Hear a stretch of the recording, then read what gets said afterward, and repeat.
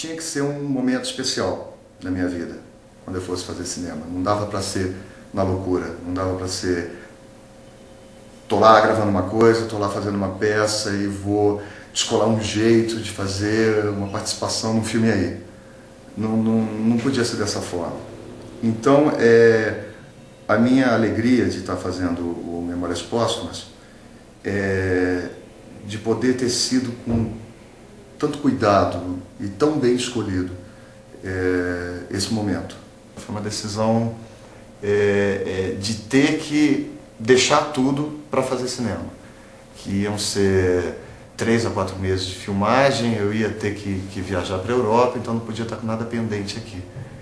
E aí eu fiquei pensando, tentando decidir, mas na verdade já estava decidido, só eu que não sabia. E aí fui embora realizar esse sonho, essa vontade. Eu estava vindo de um ritmo muito grande de trabalho, assim, que eu estava gravando muito durante o dia, fazendo teatro à noite. Eu lembro que eu cheguei na Bahia, pronto para começar a filmar, e não era nada disso, era outra história. Era outro tempo, era outra época, eu tive que me aquietar por umas 2 semanas para começar a filmar do jeito que era para ser. Então, para entender a linguagem do cinema, para começar a entender, né? Porque eram 3 coisas bem difíceis e diferentes para mim, que eram 3 linguagens diferentes, que era Machado de Assis, que era o cinema e que era André Klotzel. E fazer essa transição dos 17 aos 50 anos que eu faço ele, o cinema é tudo picotado e eu enlouquecia, porque você tem que ter o roteiro inteiro na cabeça, porque às vezes você vai filmar só um olhar, você vai filmar só uma passagem em cena e você está em ação o tempo todo no filme, né? Então, me adaptar a isso foi o que foi mais difícil.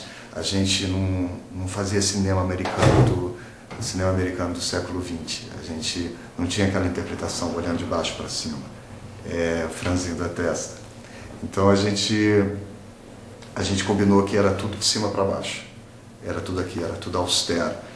E o resultado disso, com a pessoa doce, que é o Reginaldo, ficou muito interessante, porque fica um austero pacífico.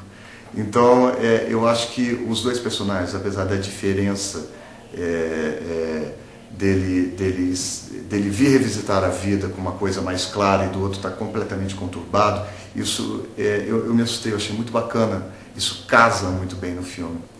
Se você for ver porque o maior autor brasileiro, realista, se você for ver porque é o André, que é o Reginaldo, que é a Sônia, tudo isso é bacana, mas você vai, de repente, deparar com uma outra coisa. Você vai, de repente, se você se permitir, fazer um mergulho interno, porque o cara morreu e não sabia o que estava acontecendo, não sabia a que veio nessa terra.